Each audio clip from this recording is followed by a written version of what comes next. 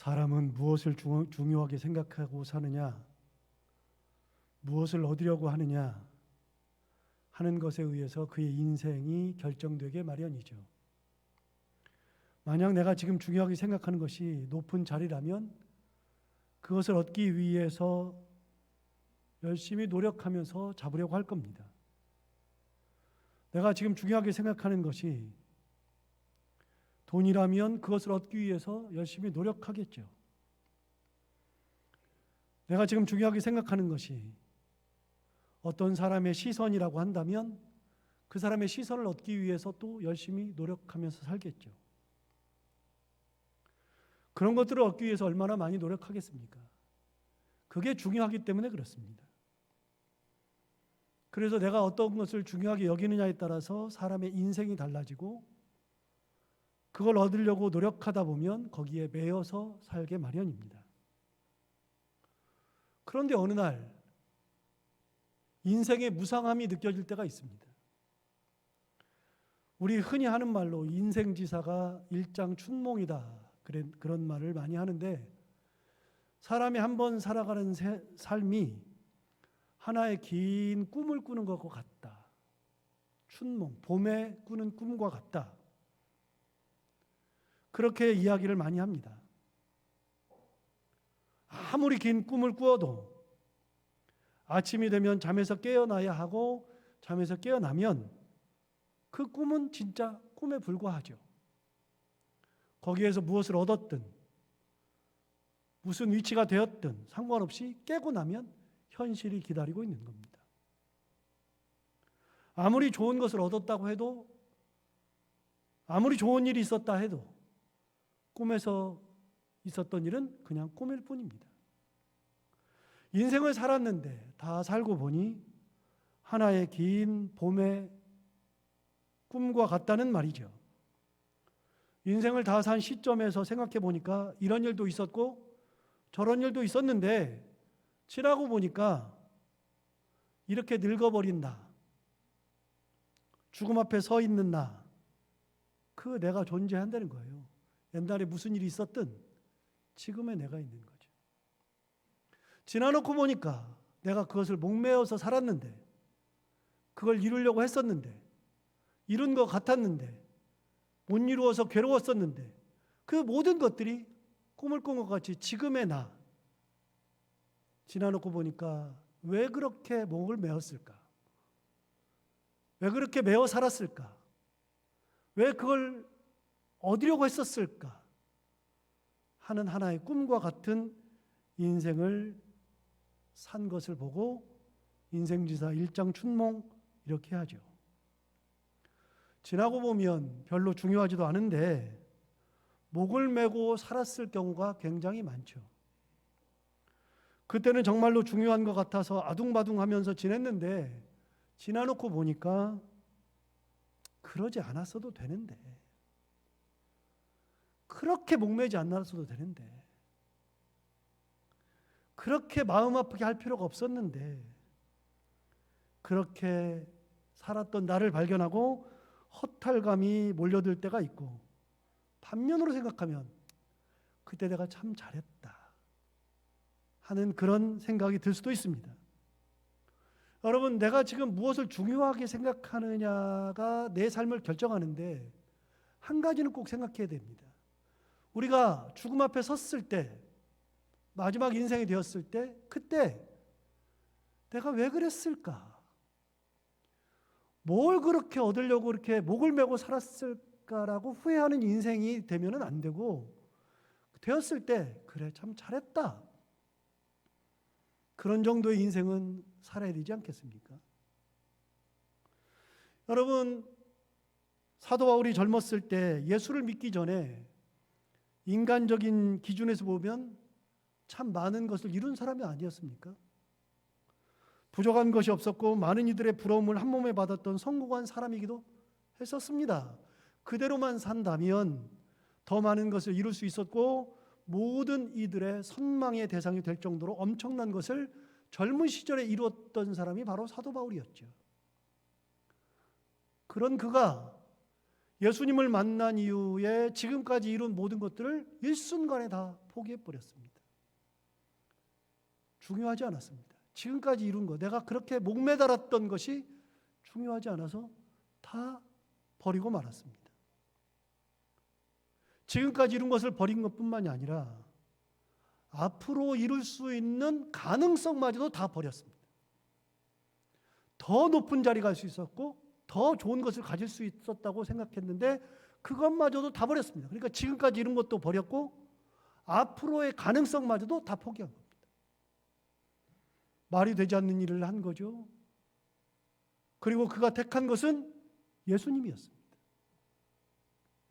왜요? 그의 인생에서 예수를 만난 다음에 가장 중요한 것, 그것이 예수님이었기 때문에. 지금까지 이런 것들을 다 버려서라도 꼭 얻고 싶은 존재였고 예수를 통해서 자기가 다시 발견되는 것이 가장 중요해서였기 때문이었습니다.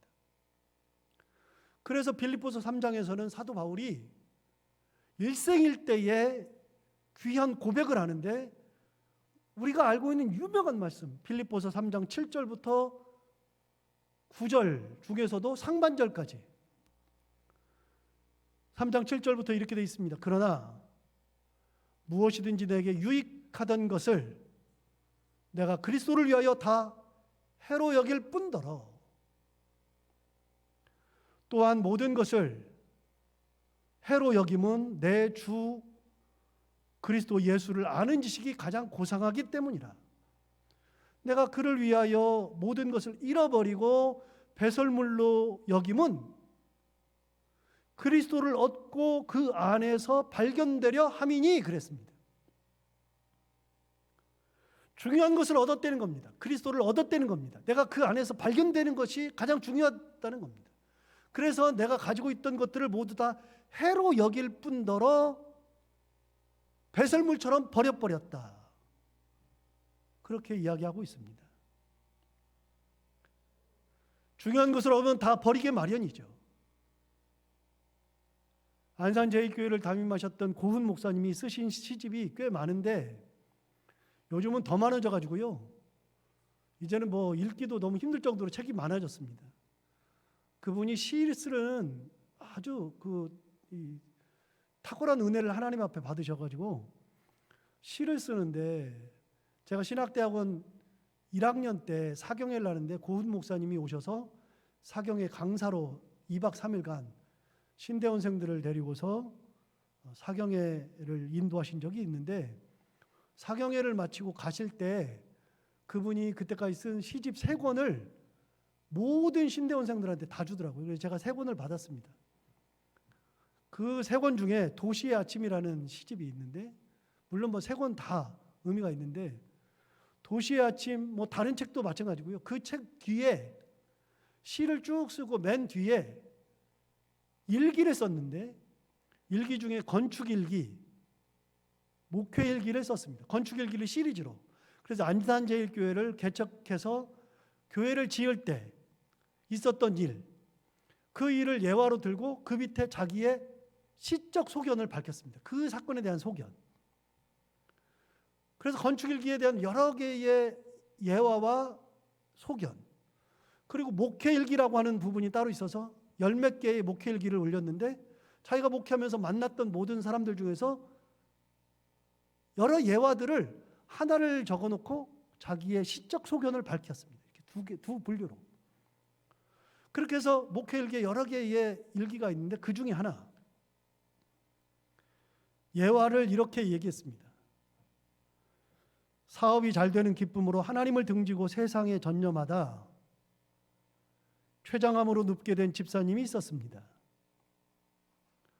재산은 30억이나 늘어났으나 병원에 입원했을 때 하루 식사가 한 컵 미음이 고작이었습니다. 비로소 거기서 그는 하나님을 다시 찾았고 회개하여 기도원에서 고침을 받고 은혜 감사해 석 달은 기도원 문지기로 봉사했습니다. 그동안 그의 재산은 부도로 다 날아가 버렸습니다. 이게 예화입니다. 그거에 대한 목사님의 해설, 시적 해설이 이렇습니다. 하나님은 두렵습니다. 30억을 한 컵 미음으로 바꿔주시는 실로 두려운 하나님. 30억을 써서도 한 영혼을 건지시는 그분은 영이신 하나님이십니다.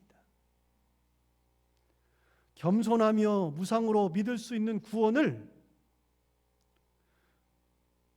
교만하면 30억을 쓰고 받을 수 있는 비싼 하나님이십니다. 그의 증거는 나처럼 비싼 하나님 여러분 믿지 마십시오 였습니다. 그런데 미음 한 컵으로 천국을 파시는 하나님은 분명 사랑의 하나님이십니다. 췌장암에 걸린 분에게 가장 중요한 것이 무엇일까요? 췌장암에 걸리신 분에게 가장 중요한 것은 말할 것도 없이 회복입니다. 다시 건강한 삶을 사는 것 외에 뭐가 있겠습니까? 여러분 30억이 문제겠습니까? 그 책이 언제 나왔나 봤더니 1993년에 도시의 아침이라는 시집을 냈습니다.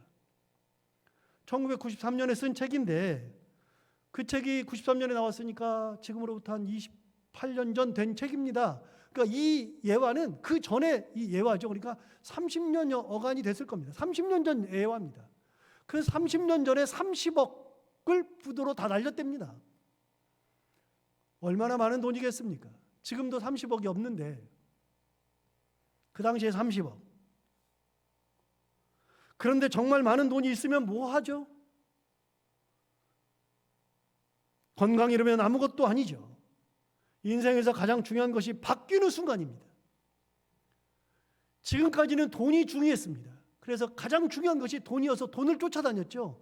그런데 가장 중요한 것이 바뀌는 순간입니다. 돈에서 뭘로? 건강으로, 은혜로 바뀌는 순간입니다. 사람은 어떤 일을 당할 때 우선순위가 바뀌는 겁니다. 진짜 중요한 우선순위가 딱 바뀌는 겁니다. 그 순간이 딱 옵니다. 여러분 우리가 가장 바뀌는 순간이 언제냐면 하나님 앞에 갈 때 딱 바뀝니다. 지금까지 가지고 있었던 모든 개념을 다 내려놓고 이루었던 모든 것을 다 내려놓고 하나님 앞에 갈 때는 딱 하나 가지고 갑니다. 믿음 가지고 가는 겁니다. 중요한 우선순위가 딱 바뀌죠. 여러분 우선순위가 바뀌지 않고 내가 지금 있다. 그거는 진짜 중요한 우선순위를 아직 못 만났기 때문에 그러는 거고요. 그걸 바꾸는 순간에 가장 중요한 일이 일어납니다. 여러분 목사님이 해설을 했지만 이 해설이 기가 막힌 해설 아닙니까? 겸손하기만 하면 무상으로 주시는 구원이에요. 그런데 교만하면 30억을 들여서 살 수 있는 구원이에요. 하나님의 은혜가 임할 때 내가 그 30억을 다 들여서 이 사람은 그래도 은혜를 받았죠. 30억을 들여서 낳았으니까요. 이 사람은 낳는 은혜라도 받았죠. 그런데 30억을 들여도 안 되는 사람들이 천지입니다. 천지. 되지 않습니다. 여러분 잊고 살았던 것을 발견한 거죠. 어떤 거요? 잊고 살았던 거 뭐냐? 하나님의 은혜, 예수 그리스도, 이걸 잊고 사는 거죠. 그런데 드디어 예수를 발견하는 겁니다. 건강 잃고 나서 발견하는 겁니다. 하나님의 은혜를 그때서야 발견하는 겁니다. 사도 바울의 마음이 이랬을 것입니다. 예수님을 발견하는 순간 중요한 것이 바뀌는 순간입니다. 지금까지 중요한 것들이 일순간에 확 바뀝니다. 뭘로요? 예수 그분으로 완벽하게. 그러고 나니까 지금까지 가지고 있었던 것을 붙들고 살 수가 없어요.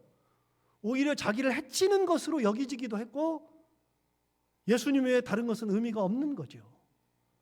그러니까 그것을 다 버렸는데 단지 버린 것이 아니라 배설물로 여겼다.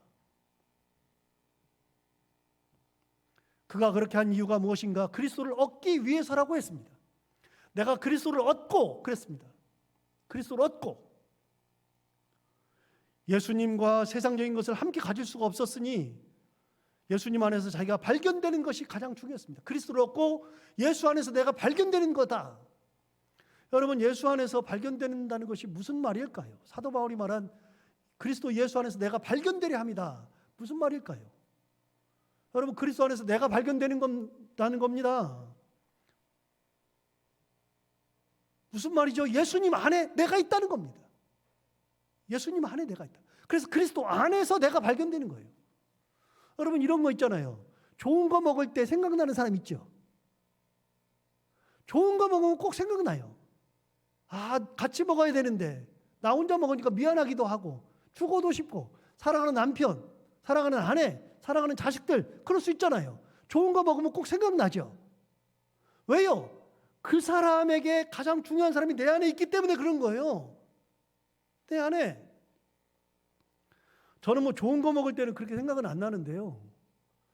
저는 성지순례를 진짜 많이 다니고 좋아하기도 하고 뭐 그랬는데, 성지를 가가지고서 옛날에 제가 성지를 처음 다니기 시작한 거는 한 20여 년 되는데, 성지를 가가지고서 처음에 정신없이 다녔습니다. 누구 생각도 안 나고요. 성지 가면 무조건 좋고 막 무조건 야 그러네, 성경이 이런 얘기를 하는 거네, 그러면서 엄청 열심히 다니기도 하고 좋기도 하고 은혜도 받고 좋았는데, 성지순례를 쭉 다니다 보니까 나중에는 어떤 생각이 드냐면요, 아이고 같이 왔으면 좋았을 텐데. 처음에는 제가 성지순례 다닐 때 제 아내는 관심도 없었어요. 그 뜨뜻더운데 거길 왜 가냐 그러고 있었거든요. 그런데 제가 가도록 이렇게 돈도 주고 마련해주고 뭐 얼마든지 갔다 오라 그러고 해서 갔다 왔는데, 아내는 관심도 없었는데 제가 가다 보니까 아, 이 은혜를 같이 나눠야 되는데, 아내부터 나눠야 되는데, 그러더니 한 걸음 더 나가가지고서 이제는 제가 목회하고 있는 교회에 저랑 같이 있는 성도들과 같이 나눠야 되는데, 이런 생각이 드는 거예요. 그런데 제가 이 신착교회 와가지고서 드는 생각은요, 성지순례를 갈 때마다, 지금도 이제 가니까 갈 때마다 누가 생각나냐면 사랑하는 성도들이 생각나는 거예요. 여기 와서 보여줘야 되는데, 그런 생각이 드는 거예요. 여러분 보세요. 제가 교회에 부임하기 전에, 이 교회에 부임하기 전에 어디를 가도 우리 교회 성도를 한 명도 생각해 본 적이 없어요. 왜요? 몰라요. 여러분들을 모르니까. 제 마음에 있어요, 없어요? 없죠. 그런데 이제는 제가 신착교회 담임 목사로서 6년째니까요. 이제는 제 마음속에 누가 있어요? 사랑하는 성도들이 있으니까 가는 곳마다 무슨 생각이 들어요? 아, 우리 성도들을 여기를 모시고 와야 되는데, 좋은 거 먹으면 아이고 어떤 분 모시고 와서 같이 먹으면 좋은데, 그런 생각이 든단 말이죠. 왜요? 제 마음에 들어있으니까. 이제는 제 마음속에 들어있으니까. 그래서 사도 바울이 얘기하는 거 이거예요. 그리스도 안에서 내가 발견된다는 것은 그리스도의 마음속에 누가 있다? 내가 들어있다. 그게 가장 큰 소망이다 하는 얘기예요.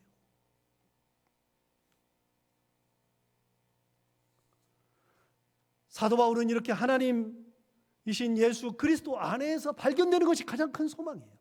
중요한 것이 딱 바뀌었어요. 중요한 것이. 그 전까지와 예수를 만난 후에 중요한 것이 딱 바뀌는 시점이 온 겁니다. 그 다음부터는 주님 외에는 중요한 것이 없었습니다. 뒤집어 볼까요? 사도 바울은 예수님 말고 다른 것을 얻으려고 하지 않았습니다. 더 이상 얻을 필요가 없었습니다. 중요하지 않았으니까요. 예수님 안에서 발견되는 것을 가장 좋아했는데, 뒤집어 보면 다른 사람에게서 내가 발견되는 거 별로 원하지 않았어요. 주님 안에서만 내가 발견되면 돼. 주님 안에서만. 그 사람, 그분 마음속에 내가 있기를 원하는 거예요. 그게 가장 중요하니까요. 여러분, 우리가 인생을 살면서 누구에게 발견되기를 원합니까? 누구 안에서 발견되기를 원합니까? 사도 바울이 말한 것처럼 그리스도 안에서 발견되는 거, 이것만큼 소중한 것이 없는 거예요. 그래서 사도 바울은 평생을 그렇게 산 거죠.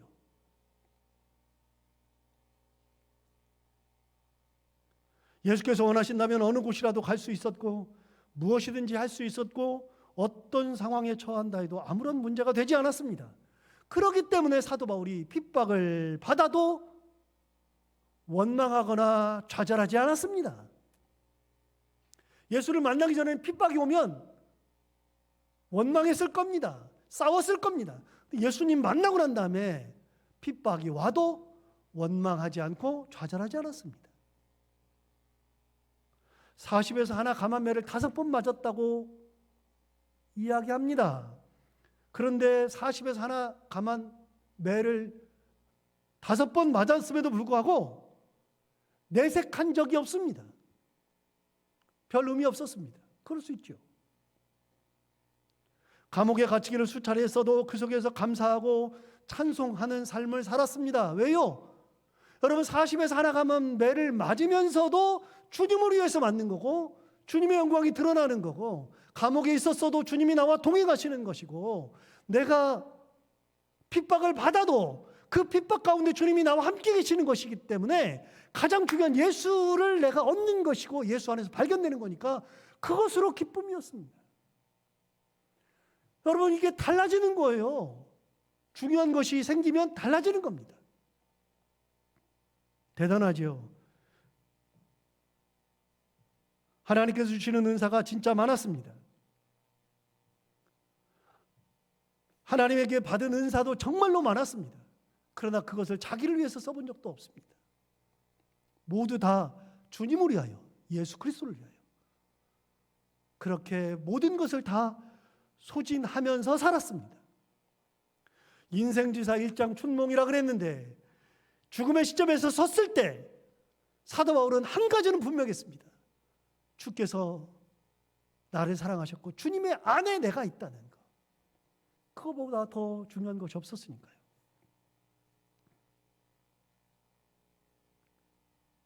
그런데 오늘 본문이 있는 12장에서는 더 놀라운 일이 그에게 있었습니다. 여러분 사도 바울은 엄청난 일을 행했던 사람입니다. 그럼에도 불구하고 자기는 자기 자신에 대해서 자랑하지도 않았습니다. 여러분 핍박받고 고난받고 어려움 있고 그것만 있었던 게 아니라요. 사도 바울은 능력이 대단했습니다. 자기에게 일어난 일조차도 자랑으로 여기지 않았습니다. 여러분 오늘 본문이 있는 12장 2절을 한번 볼까요? 내가 그리스도 안에 있는 한 사람을 아노니 그는 14년 전에 셋째 하늘에 이끌려간 자라. 그가 몸 안에 있었는지 몸 밖에 있었는지 나는 모르거니와 하나님은 아시느니라. 여러분 내가 그리스도 안에 있는 한 사람을 안대요. 그 사람이 어떤 사람이냐? 14년 전에 셋째 하늘에 이끌려갔대요. 자기가 아는 사람 얘기를 하는 거예요. 내가 아는 사람이 한 명 있는데 그 사람이 누구냐? 14년 전에 하나님께 이끌려서 셋째 하늘에 갔대요. 여러분 14년 전 경험을 이야기하고 있는데 목사님들이 설교하실 때나 성경 공부하실 때 가끔 이런 얘기하죠. 여러분 3층천 체험이라는 게 여기 있는 거예요. 셋째 하늘이라는 거. 여기 이걸 보고서 하는 얘기예요. 우리는 하늘 그러면 하늘나라 그러면 그냥 하늘 그렇게 말지 그게 층수가 있는 건 모르잖아요. 그런데 사도 바울이 가보니까 셋째 하늘이 있다는 거예요. 첫째 하늘, 둘째 하늘, 셋째 하늘이 있다는 거예요. 그래서 3층천 체험 이렇게 해서 목사님께서 가끔 성경 공부하거나 아니면 설교하실 때 3층천 그러는데 바로 요 얘기예요. 여기 얘기. 셋째 하늘에 이끌려갔답니다. 여러분 그 사람은 정말 대단한 거죠. 하나님 앞에 이끌려서 3층천으로 갔으니까요. 그런데 뭐라 그러냐면 내가 그 사람을 안다.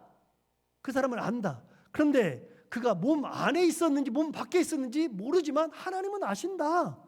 자기 이 사람을 아는데 이 사람이 뭐 몸 밖인지 몸 안인지 모른대요. 3절에서도 비슷한 말 하죠. 여러분 3절 보실까요? 내가 이런 사람을 아노니 그가 몸 안에 있었는지 몸 밖에 있었는지 나는 모르거니와 하나님은 아시라. 똑같은 얘기하죠. 2절과 3절 똑같은 얘기합니다. 그 사람을 내가 안다. 그렇게 이야기하고 있습니다. 사도 바울이 아는 사람이 누군지 몰라도 정말 대단한 사람을 알고 있는 거죠. 여러분 사도 바울은 그렇게 대단한 사람을 알고 있었습니다. 3층 전에 갔었던 것도 있지만 그가 그런 경험을 할 때 몸 안에선지 몸 밖에선지 모를 정도의 최고의 신비 경험을 했던 사람, 그런 사람을 사도 바울이 알고 있었다고 이야기합니다. 그 사람이 어떤 경험을 했는가? 4절을 보시면 삼층천에 가서 했던 경험을 이야기하고 있습니다. 그가 낙원으로 이끌려가서 말로 표현할 수 없는 말을 들었으니 사람이 가히 이르지 못할 말이로다 그랬어요. 여러분, 낙원, 그 삼층천을 낙원이라고 표현했어요. 그런데 여기에 이끌려가 가지고서 말로 표현할 수 없는 말을 들었대요. 말로 표현이 안 된대. 사람이 가히 이르지 못할 말, 내가 말로 표현이 안 될 정도의 그런 말을 들었다는 겁니다. 여러분, 세상에 태어나서 저나 여러분이나 누가 삼층천 체험을 할 사람이 있습니까? 자고 이래로 이런 체험한 사람을 만나는 것 자체가 너무나도 어렵습니다. 불가능한 얘기입니다. 그런데 이런 사람이 하나님 앞에 이끌려가서 삼층천에 가서 인간이 표현할 수 없는 말, 가히 이룰 수 없는 말을 들었다, 이걸 이야기하고 있어요. 그런데 이 경험한 사람이 누구예요? 내가 아는 사람이래요, 사도 바울이. 그럼 진짜 내가 아는 사람이에요? 1절 한번 볼까요? 1절. 무익하나마 내가 부득불 자랑하노니 주의 환상과 계시를 말하리라. 자랑한대요, 자랑. 내가 부득불, 무익하대. 별로 이익도 없어. 좋은 것도 아니야. 그러나 무익하지만 내가 자랑한다. 뭘요? 환상과 계시를 내가 말해주겠다. 여러분, 이 내가 아는 사람이 누구냐면요, 자기 자신이에요. 그런데 사도 바울이 자기 자신을 얘기할 때 내가 삼층천에 가서 하나님을 뵙고 하나님 앞에 이끌려가서 거기서 가히 말할 수 없는 말을 들었다, 이 말 하면 되잖아요. 그런데 사도 바울은 뭐라고까지 얘기해요? 어떤 사람 안다 그래? 3자, 다른 사람 얘기 있냐? 얘기하죠. 왜요? 자기가 이렇게 말하는 순간에 모든 주목을 자기가 받으니까, 내가 받으니까. 여러분, 삼층천 체험한 것이 기가 막힌 얘기잖아요. 엄청난 일이죠. 하나 묻고 싶어요. 여러분, 엄청난 일을 했어요. 하나 물어요? 그래서 뭐요?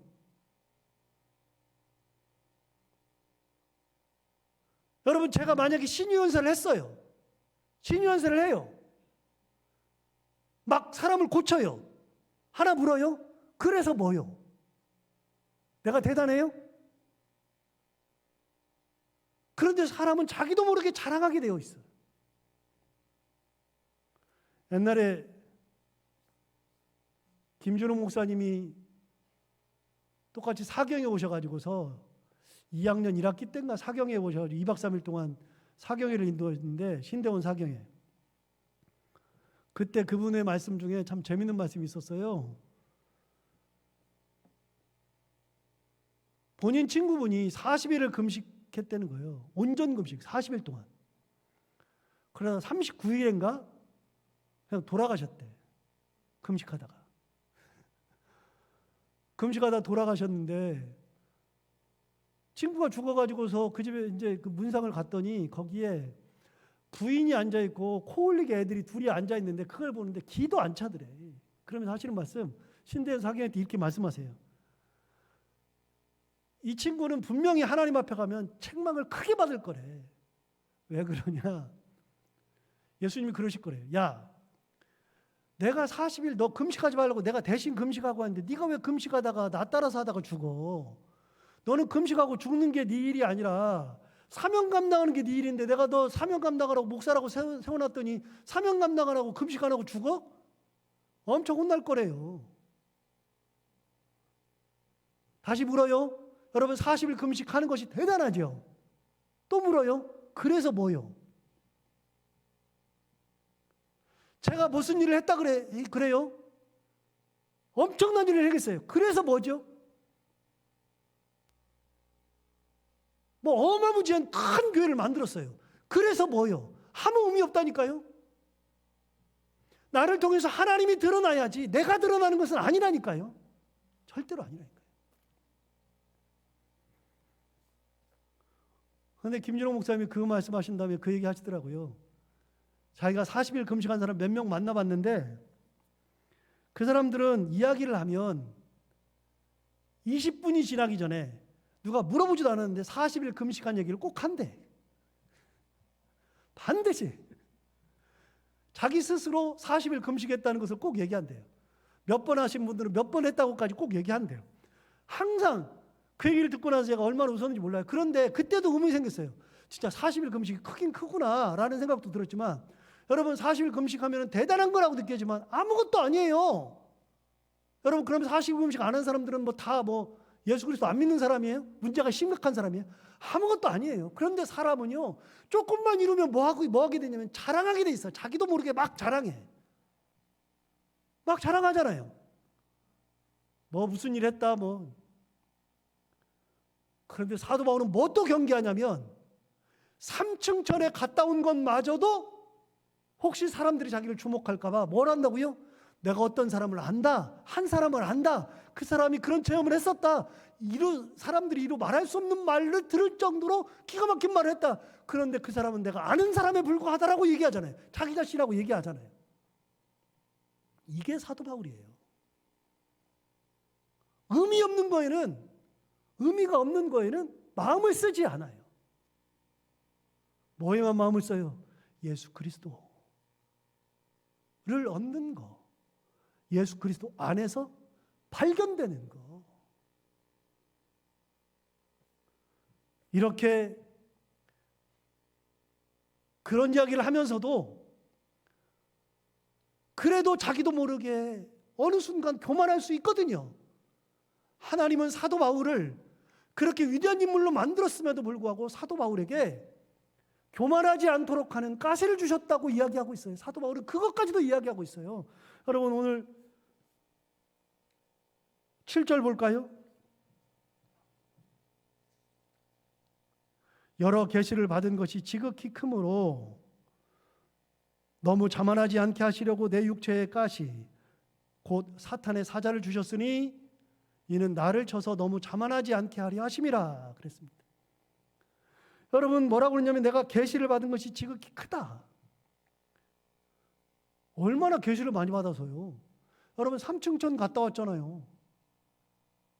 사도 바울은요, 은사라는 은사는 다 가졌어요. 심지어는 본인이 뭐라고 얘기했냐면 나는 방언을 하는데 사람들은 방언 하나밖에 못 하는데 나는 방언을 여러 개를 한다 그랬어요. 그러니까 사도 바울은 방언이 굉장히 많아요. 방언을 여러 가지 하죠. 그 다음에 죽은 사람들도 이렇게 기도하면 무조건 다 나요. 능력이 엄청나죠. 그러면 여러분 자기도 모르는 사이에 분명히 사람들이 자기를 주목하게 되고 자기에게 굽신거리고 자기를 최고라고 하는 일들이 점점 많아지다 보면 최초의 마음 나는 예수만 알아라고 하던 데서 조금 나가지고 자기도 모르게 교만해져요. 사도 바울이 그럴 사람이 아니에요 라고 말할 수 있어요. 맞아요. 그럴 사람이 아니에요. 그러나 여러분 그럴 사람이 아니라 그래도 나도 모르게 변질되는 것을 어느 순간에 경험할 때 있어요. 여러분 장담을 못해요.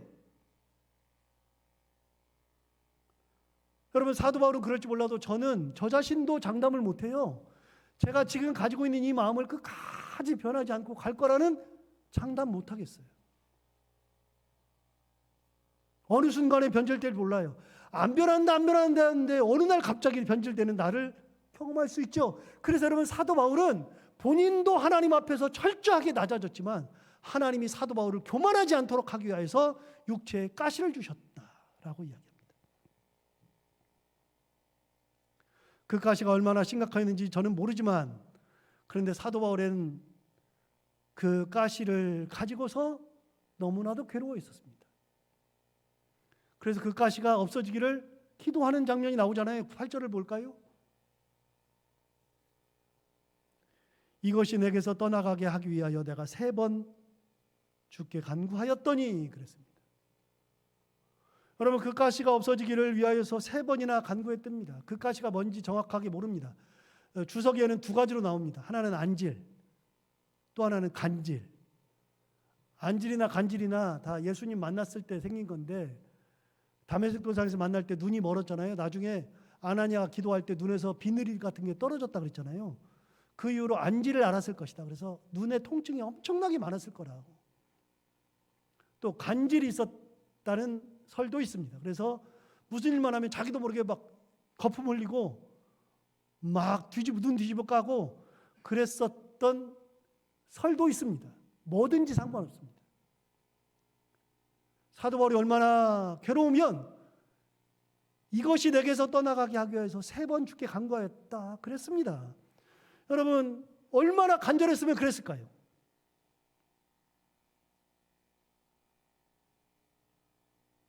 여러분은 몸에 병이 있으면 어떻습니까? 요즘 봄이어가지고 저는 꽃가루 알러지 때문에 고생이 많은데 봄만 되면 가장 무서운 게 언제부터 기침하지?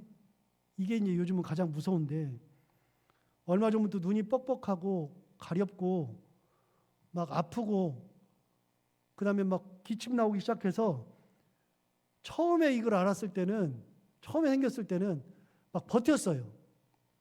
버티면 되는 줄 알고 진짜 거의 2달가량을 맨날 이게 새벽기도 설교하면서도 뭐 코 풀고 막 그래도 빨갛고 눈 빨개지고 그 다음에는 버티다가 안 돼가지고 눈이 너무 아프고 가려워가지고 안과 갔더니 이제 결막염이 왔다 그래가지고 안과에서 주는 거 넣고 뭐 약 먹고 그랬더니 알러지도 없어지더라고요. 그리고 결국은 안과에서 알러지 약을 주는 것 같아. 작년에는 조금 빨리 갔어요. 그랬더니 결막염 초기여가지고 똑같이 해서 알러지 약을 줬어요. 그래서 먹으니까 기침도 안 하고 괜찮더라고요. 올해는 기침 몇 번 하고 눈이 좀 뻑뻑하고 가렵길래 지난 수요일 날인가 후다닥 안과부터 뛰어갔잖아요. 가가지고서 봤더니 아직 결막염은 오지 않고 벌써 염증 생겨서 눈곱이 끼기 시작한대. 그래서 약 주더라고요. 약을 먹었어요. 그랬더니 괜찮아요. 봄만 오면은 그것 때문에 긴장하는데요. 갔다가 제가 백내장은 어떻습니까? 그랬더니 백내장 없대요. 괜찮대. 깨끗하대요. 그래서 그러면 선생님 저 녹내장하고 황반변성 좀 검사해보면 어떨까? 그랬더니 그건 돈을 내야 되는데 54,000원. 그래서 돈 내도 되니까 검사 좀 해보겠다 그랬더니 녹내장하고 황반변성을 검사를 해줘요. 여러분 황반변성이 오면 이렇게 평평하던 데가 이렇게 굴곡져 보이거든요. 그래서 도로가 이렇게 굴곡져 있어요. 그래가지고 막 황반변성 오시는 분들은 이렇게 막 이렇게 돼 있어가지고요. 어지러워서 못 살고요. 결국은 실명 와요. 황반변성이 오면 결국은 실명이에요. 고칠 수 있는 방법이 없어요.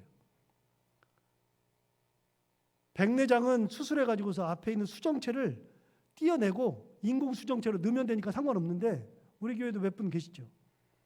녹내장은 수정체를 바꾸는 게 아니라 눈이 있으면 눈 주위에 이렇게 시신경인데 시신경이 망가져가지고 시신경이 결국은 뇌로 가가지고서 내가 보는 것을 인식하게 해주는 시신경인데 이 시신경이 망가지는 거니까 점점 녹내장이 오면은요 이렇게 다 보이는 데서 이렇게 생겨가지고 이렇게 시야가 좁아져요. 이렇게 보이는 게 다른 데는 안 보이고 이것만 딱 보여.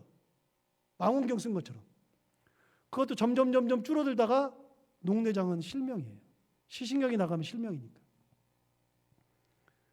그런데 녹내장도 그렇고 황반변성도 그렇고 치료법이 없어요. 녹내장 오면은 늦게 발견하면 답이 없어요. 검사를 했더니 녹내장 초기라는 거예요.